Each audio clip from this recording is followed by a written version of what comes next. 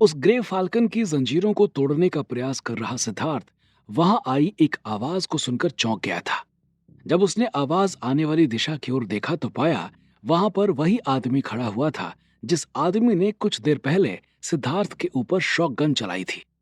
उस आदमी को अपने सामने खड़ा देखकर सिद्धार्थ का तो खून ही खौल गया था, क्योंकि उसे यहाँ आने के बाद अभी तक जितना कष्ट हुआ था वो सब उसी आदमी की वजह से हुआ था। उस आदमी ने सिद्धार्थ के ऊपर शॉटगन तान रखी थी और धीरे धीरे सिद्धार्थ की ओर बढ़ चला था। जैसे जैसे वो आदमी सिद्धार्थ की ओर आ रहा था वैसे वैसे सिद्धार्थ अपना हाथ बचाव की मुद्रा में ऊपर लेकर जा रहा था। सिद्धार्थ को अपना हाथ बचाव की मुद्रा में ले जाते देखकर उस आदमी को लगा कि शायद सिद्धार्थ सरेंडर करना चाह रहा है, लेकिन असलियत तो ये थी कि सिद्धार्थ उस आदमी के ऊपर अपनी बिजली गिराने वाली शक्ति का प्रयोग करने जा रहा था। सिद्धार्थ का हाथ पूरी तरह से बचाव की मुद्रा में आ चुका था और उसने अपने मन में बिजली गिराने वाली शक्ति को याद किया और अपना हाथ एक पैटर्न में घुमाते हुए उस आदमी की ओर झटक दिया था। लेकिन ये क्या, उसके हाथों से बिजली पैदा ही नहीं हुई। बिजली ना पैदा होता देखकर सिद्धार्थ बहुत बुरी तरीके से चौंक गया था। उसे यकीन ही नहीं हुआ। गुल्लू भी बहुत आश्चर्यचकित होकर देखे जा रहा था। गुल्लू के वहां होने के बावजूद सिद्धार्थ की शक्ति का काम ना करना, ये सिद्धार्थ की समझ से परे था। ये क्या हो गया गुल्लू? सिद्धार्थ ने गुल्लू की ओर देखकर फुसफुसाते हुए कहा। सिद्धार्थ को गुल्लू की ओर देखते और फुसफुसाते हुए देखकर उनके सामने खड़ा हुआ आदमी थोड़ा सा विस्मित हो गया था। उससे क्या बोल रहा है तू? इतना कहते हुए वो आदमी गुल्लू और सिद्धार्थ की ओर बढ़ गया था। सिद्धार्थ की नजर एक बार फिर से ग्रे फाल्कन के ऊपर चली गई थी और उसने देखा कि ग्रे फाल्कन की आंखें एकदम बाहर आ गई थी। उसकी ये हालत सिद्धार्थ के कलेजे को छलनी कर रही थी। उस आदमी ने आकर सिद्धार्थ के गले के पास वो शॉक गन लगा दी थी, लेकिन जैसे ही उसने उसका ट्रिगर दबाना चाहा कि सिद्धार्थ और गुल्लू को बिजली कड़कने की आवाज सुनाई पड़ी। ये आवाज बिल्कुल वैसी थी जैसे सिद्धार्थ के बिजली पैदा करने की शक्ति का यूज करने के बाद आती थी। सिद्धार्थ की शक्ति ने थोड़ी देर से काम किया था। ये शायद उसके अभ्यास ना करने की वजह से था। अब तुम मरेगा। सिद्धार्थ ने एक कुटिल मुस्कान के साथ ये बात कही और उस आदमी को एक तीखी नजरों से देखा। उस आदमी को कुछ समझ नहीं आया कि सिद्धार्थ आखिर कहना क्या चाह रहा है, लेकिन तब तक उस कमरे की छत टूट गई और एक बिजली आकर सीधा उस आदमी के ऊपर गिरी और उस बिजली के गिरते ही उस आदमी का शरीर दो टुकड़ों में बंट गया था और पूरे कमरे में खून ही खून फैल गया था। अभी तक सिद्धार्थ ने जिनके ऊपर बिजली की शक्ति का प्रयोग किया था वो बस घायल हुए थे, लेकिन उस आदमी के शरीर को ऐसे दो टुकड़ों में देखकर सिद्धार्थ और गुल्लू दोनों को उबकाई आ गई थी। सिद्धार्थ ने अपनी शक्ति का प्रयोग करके ये पहली हत्या की थी। इधर सिद्धार्थ ने उस आदमी की हत्या की और उधर जयपुर ट्रॉमा केयर में मर चुकी देवयानी के हार्ट मॉनिटर में सीधी पड़ चुकी लाइंस फिर से टेढ़ी मेढ़ी हो चुकी थी और उसका 0 हो चुका हार्ट रेट फिर से बढ़ता दिखने लगा था और एक कंटिन्यू बीप के बजाय बीप बीप की आवाज आने लगी थी। देवयानी को मरा हुआ जानकर फर्श पर बैठे दानू ने जैसे ही वो बीप बीप की आवाज सुनी, ऐसा लगा कि जैसे किसी ने उसे फिर से जिंदगी दे दी है। दानू झट से उठा और भागकर देवयानी के कमरे में पहुंच गया था। देवयानी का इलाज कर रहे डॉक्टर भी हैरान थे, क्योंकि मेडिकल इतिहास में आज तक ऐसा नहीं हुआ था कि मरने के 2 या 3 मिनट बाद कोई मरीज जिंदा हो जाए। दानू को किसी मेडिकल मिरेकल या किसी चीज से मतलब नहीं था। उसके लिए देवयानी का जिंदा होना ही बहुत बड़ी बात थी। उसने वहीं पर खड़ी एक जूनियर डॉक्टर को गले लगा लिया था। दानू के गले लगाने के बाद वो जूनियर डॉक्टर एकदम से झेप गई थी। चूंकि उसने दानू के चेहरे पर खुशी का सागर देखा था, इसलिए उसने इस चीज को बहुत लाइटली ले लिया था। सर, मुझे घर निकलना है, क्या अब मैं जा सकती हूँ? उस जूनियर डॉक्टर ने अपने पास खड़े सीनियर डॉक्टर से सवाल किया। इतनी रात को? सुबह निकलो, सीनियर डॉक्टर ने उसे जवाब दिया। नहीं सर, मेरा आज जाना बहुत जरूरी है। आज मेरे डैड का बर्थडे है, तो मुझे उसकी तैयारियां करनी है, उस जूनियर डॉक्टर ने जवाब दिया और उसका जवाब सुनकर सीनियर डॉक्टर ने उसे जाने की परमिशन दे दी थी। साथ ही ये भी कह दिया था कि वो घर पहुंचने के बाद उन्हें कॉल करके जरूर बताए। उस जूनियर डॉक्टर ने हामी में सिर हिला दिया था और उसके बाद वहां से चली गई थी। गणपति बप्पा मोरया, दानू ने अपने मन में कहा और फिर वो भी हॉस्पिटल के बाहर चला गया था। वो देवयानी की जान बचाने के लिए गणपति बप्पा को थैंक यू बोलने जा रहा था। इधर राजसमंद में सिद्धार्थ का अपनी शक्तियों का प्रयोग करके एक आदमी को मारना और उधर जयपुर ट्रॉमा केयर में भर्ती देवयानी का जिंदा हो जाना, क्या यह सिर्फ एक इत्तेफाक था या फिर इन दोनों घटनाओं का आपस में कोई संबंध था? इसका खुलासा होना बाकी था। अबे ये क्या किया तुमने? इसकी हत्या कर दी? गुल्लू ने अपने सामने पड़े उस आदमी के शरीर के दो टुकड़ों को देखते हुए कहा। सिद्धार्थ दूसरी तरफ चेहरा करके खड़ा था। उस आदमी का शरीर अभी वहीं पर पड़ा हुआ था। मुझे क्या मालूम, मैंने वैसे ही किया जैसे मैं पहले किया करता था, सिद्धार्थ ने जवाब दिया। उसके बाद वो उसके क्षत विक्षत शव के किनारे से होता हुआ उस ग्रे फाल्कन के पास पहुंच गया था। सिद्धार्थ ने अपनी मार्शल आर्ट्स की शक्ति को याद करके उस ग्रे फाल्कन की जंजीरों के ऊपर एक हाथ मारा, लेकिन फिर भी वो जंजीर नहीं टूटी। उस ग्रे फाल्कन की जान एकदम जाने वाली थी। सिद्धार्थ ने अपने हाथों से जादुई बारिश करके उस ग्रे फाल्कन की चोंच में 2-3 बूंद डाली, जिसे पीकर उस ग्रे फाल्कन को थोड़ी राहत महसूस हुई। उसे राहत में देखकर सिद्धार्थ ने फिर अपनी नजरें इधर उधर दौड़ानी शुरू कर दी थी।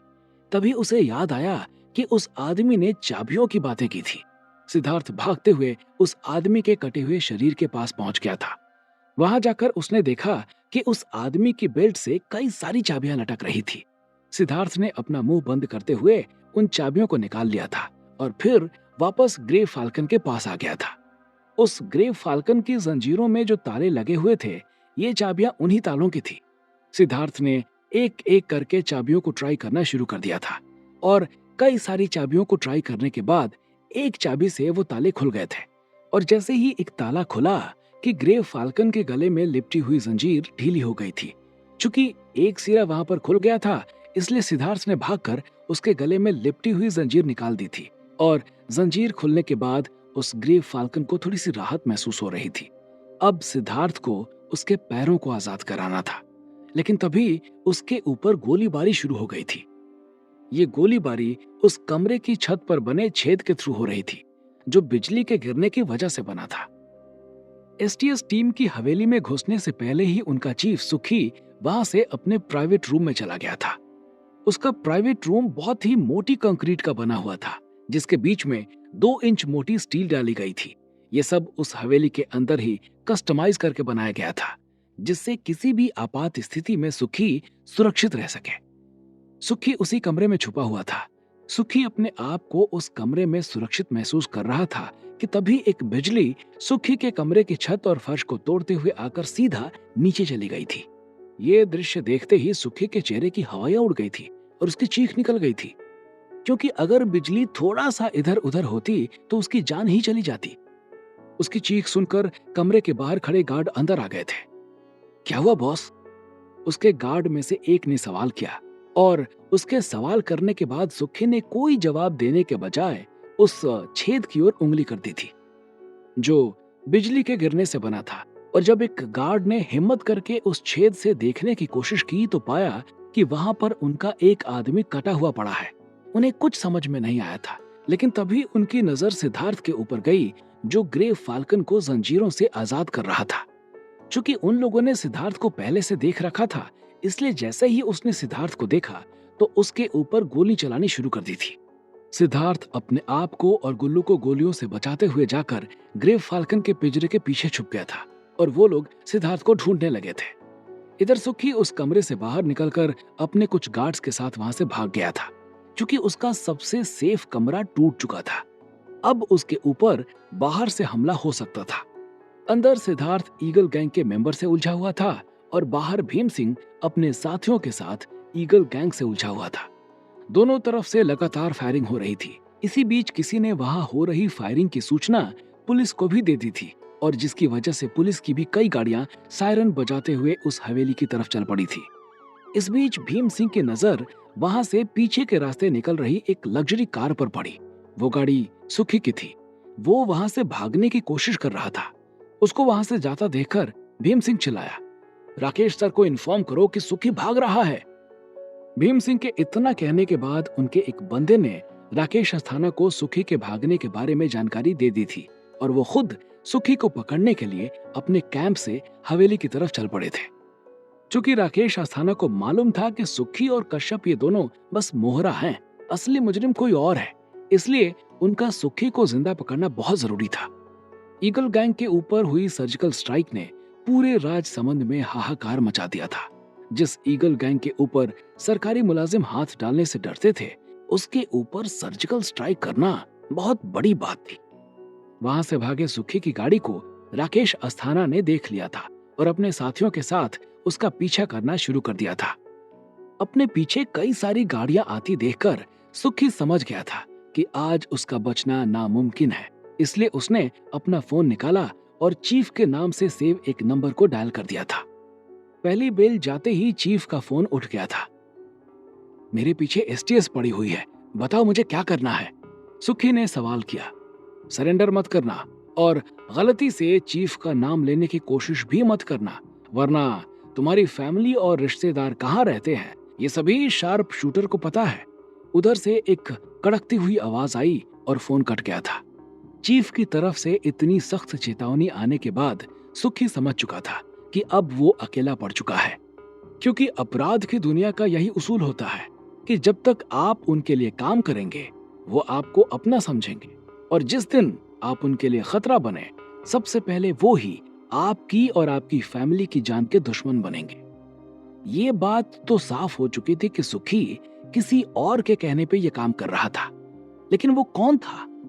क्या वो राजसमंद के एमपी पृथ्वीराज थे, या फिर वो आदमी था जिसे सिद्धार्थ और गुरबचन ने कश्यप के बंगले पर देखा था? इसका खुलासा होना अभी बाकी था। कैसे बचेगा निहत्था सिद्धार्थ सुखी के बॉडीगार्ड से, और क्या करेगा सुखी चीफ की धमकी पाने के बाद? क्या है देवयानी के मरकर जीने के पीछे का सच, और कौन है वो जूनियर डॉक्टर जो जा रही है अपने पापा का बर्थडे मनाने? क्या है उसका सिद्धार्थ के साथ कोई संबंध? क्या होंगे इन सभी सवालों के जवाब? हमें कमेंट करके जरूर बताएं, और आगे की कहानी जानने के लिए सुनते रहिए भूमिपुत्र सिर्फ पॉकेट एफएम पर।